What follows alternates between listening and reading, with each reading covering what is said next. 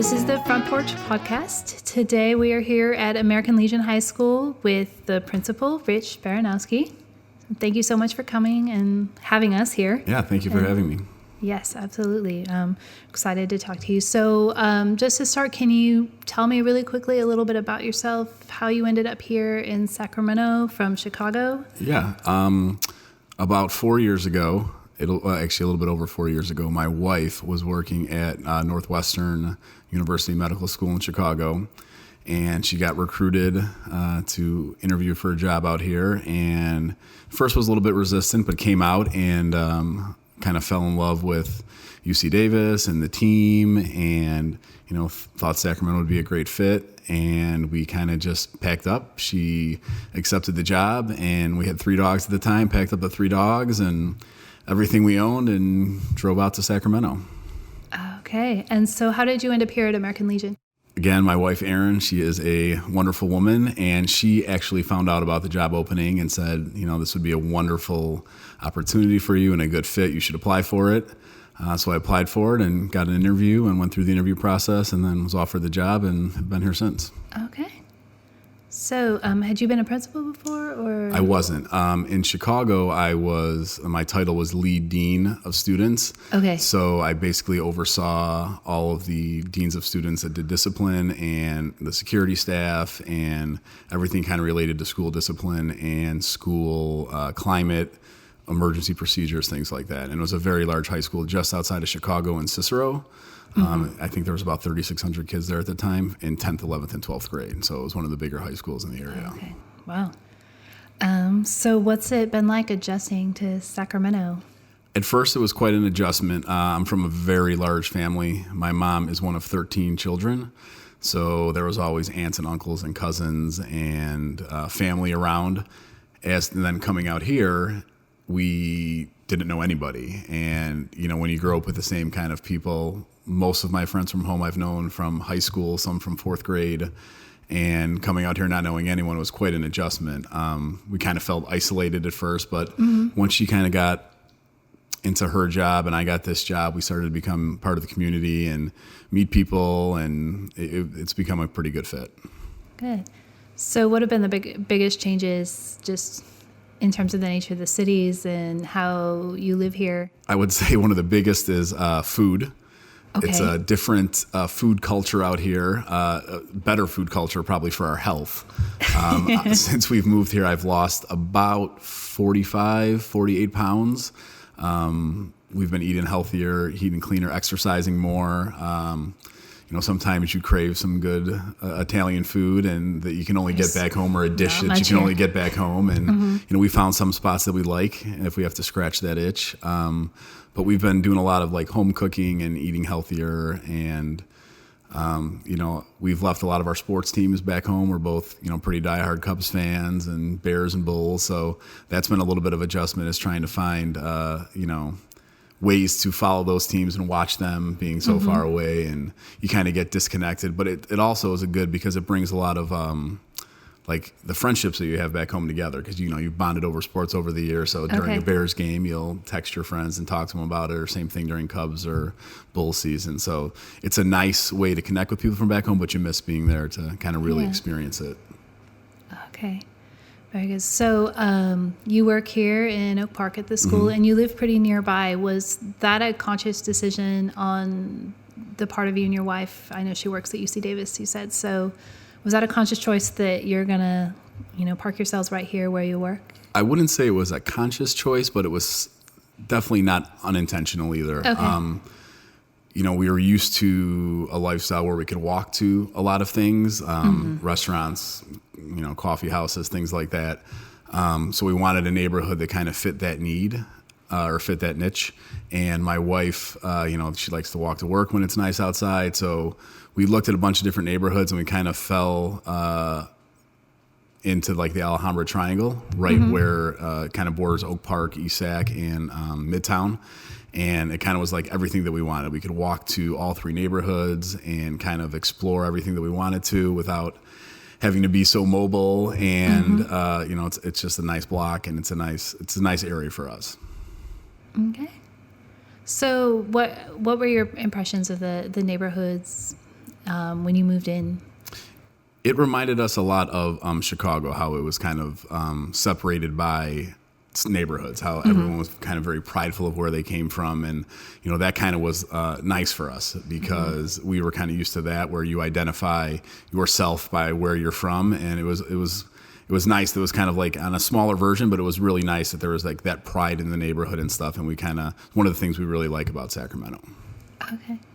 That's great. So American Legion, it's not a traditional high school. So can you tell us a little bit about the school and particularly what you think it's important that people know about the school? I think it's important to have a school like this because it gives kids a second chance. For a number of reasons, students were unsuccessful at their previous high school, and there's different reasons for every student. And this gives them a second chance to get back on track, gives them a second chance to become re-engaged with their education and to, some of the newer programs that we're opening to learn some kind of skills, that'll take them into adulthood. And, we have a great staff here. We have a great counseling department that really works with our students who have a desire to go on to further education. She works closely with Sac City to get the kids enrolled and to make sure they have their FAFSAs in and things like that. So there's a lot of opportunities for students beyond high school that we try to provide here on campus. Do you find that you deal with a lot of stigma that these are kids who've been less successful in their education or career?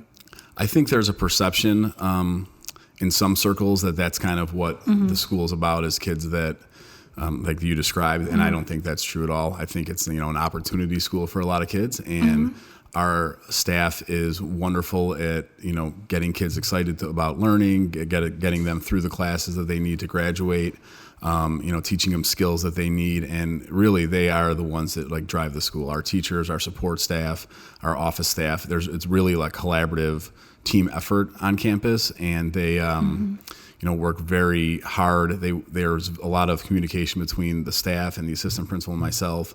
If there's a student that needs, an intervention or needs something, to help them get to where they need to be, the staff really works together and comes together to try to get the students the services that they need. So what is your favorite part of your job? Providing opportunities for students. We try to really engage the student and their family in education. So one thing we started a few years ago is, before students start school here, is we do a one-on-one orientation with a student and their family.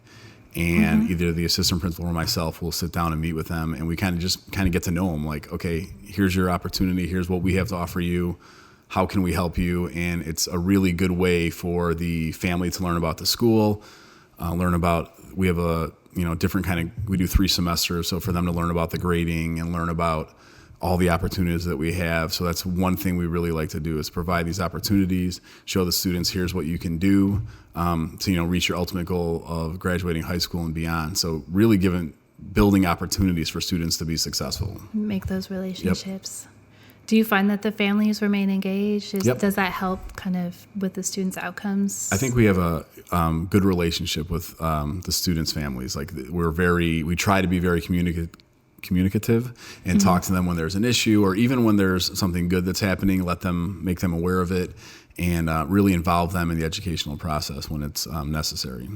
Oh, I like that. I think it's unique. I went to high school and I don't think I ever had a conversation with my principal or whatever. I think it probably is a wonderful way to help them feel connected and engaged when they get here. I think it really helps. The size of our school is pretty small. Right? And we have under 200 students at the moment. And I think it helps us, kind of service the students that we have, is that you're having the same teacher, so we can all talk about the same students and figure out what the solution is. If this student's doing great in this class and struggling in this class, what is this teacher doing different than that teacher? Or is it something where they need some assistance, some tutoring? So we really try to, give each student like an individual, experience and make sure that whatever they need to be successful, they get. That's a really great opportunity. So what are some of the challenges you think of working here? Some of the challenges that we have are, like you mentioned earlier, the reputation that the school has, and trying to overcome that, and making sure that the students are prideful of the school that they have, which I think if you ask them, I think most of them are, happy with what's happening here and happy with the education they're getting and with the school in general. So that would probably be one of the bigger challenges that we're working to overcome. We're sitting in the new culinary lab, so having opportunities like this for students and, is really one way we're trying to change that image. Okay. So we're in the new culinary lab. It's just opened? It just opened, and this school year is the first year it opened. So we started the construction on it last September, and we finally finished it up right for the start of school. Everything was kind of ready to go. So this is the students this year are the first ones that are getting to use it. Oh, that's great. So what are your plans for the lab and? So we've done a few events. We did a big opening, which was great. The students were really engaged. They cooked all the food for the events, and they were able to kind of be at different tables to explain to the people that attended what the food was, the ingredients, how they made it, things like that. We plan to just keep on expanding the program and hopefully be in a situation where the students are doing that thing on a larger scale. Okay. Is that part of kind of one of the things you're trying to do to use this program to reach out to the community or around and address some of the stigma that? Yeah, I don't think that was the initial intention when we started this program. The intention was to give kids experience that they could possibly use. We're very lucky. The instructor that we have, Nana Rasul, is a veteran of the Sacramento restaurant industry. She worked at Bacon and Butter and Mulvaney's and a lot of really nice places. And she was able to come in here with some real world experience that she's able to share with the students and just really make them excited about cooking. That's a wonderful opportunity. Yeah. That's really great. Are there other things that you've considered as far as getting the students? I know they're not all from locally in the neighborhood. Some of them travel a little ways to get them involved in the community or do some outreach. We work with a couple of local organizations, the Hawk Institute. We've worked with them since shortly after I got here. So they've been on campus almost since day one when I got here. And they're, kind of a leadership academy, and they provide a lot of mentorship and that type of work for our students. And a lot of our students have gone on to work in different capacities with that organization as mentors and things like that. So they've been great. The City of Refuge is another organization that we partner with.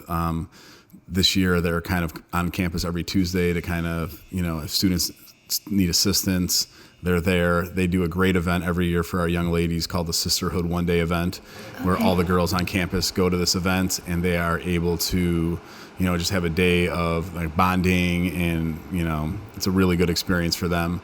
And then, City Church next door, we're working on a partnership where we're going to be using some of their property for our urban garden because of this building. Our garden got displaced. So we're going to partner with them to do some of our planting there once we kind of get that off the ground. And then Hope Church is on our campus on Sundays, and they've been a good partner with our students too. Every Thursday they come and they do a Hope Tech is kind of an offshoot of Hope Church, and they do a like a coding thing with our students where they learn how to make video games and things like that. So we really have some really great fun. community partners. That sounds really great. That's a lot of involvement. Yeah, we try to really involve the community as much as we can. Are there other ways you think that the community could be involved or help out? One thing, our students, providing them opportunities for, jobs and opportunities for maybe some internships or things to give them like experience, for their resumes or just like real life experience. And the big thing is like partnering, if we could partner with some, companies or some local groups to really provide students jobs after school, that would be something I would really look for the community's help with. Yeah, that sounds really cool. So going back to you, we were talking beforehand, you have a young son. So how do you feel about raising him in the neighborhood and in the community?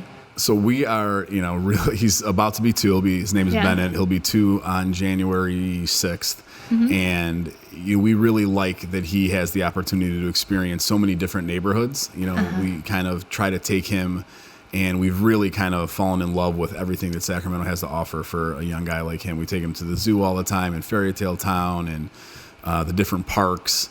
And it's really nice for him to experience all that kind of stuff. And then just really, we'll walk to a park or we'll walk to a grocery store. And it's nice that he gets to see, we can do all this stuff in our neighborhood. And, we're still kind of early on the parenting. We're still trying to figure some things out. But we really like that he has, access to so many different neighborhoods and so many opportunities.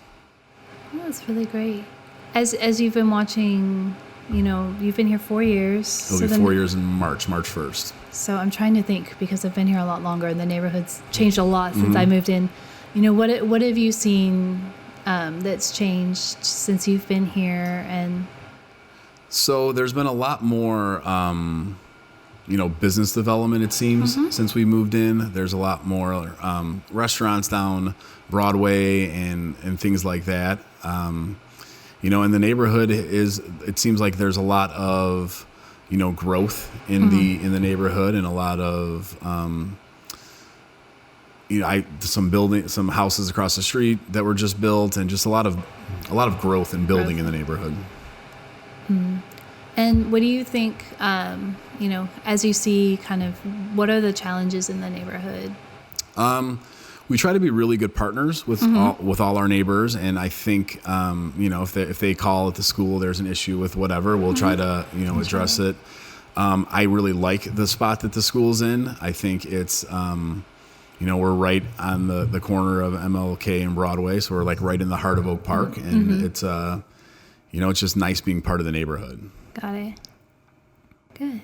Well, thank you.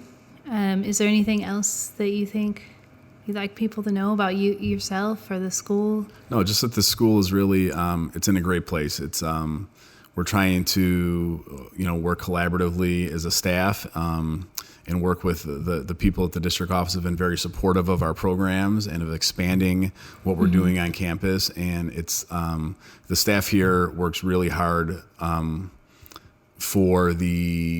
ensure the success of our students, and they really should be applauded for the work that they put in, and the teaching staff and the security staff and the office staff and our counseling department, and they all really work collaboratively, and everyone has the same goal in mind, is that to help students reach their goal, which is graduating high school and then move beyond to a successful life. And it's nice to be part of a team like that.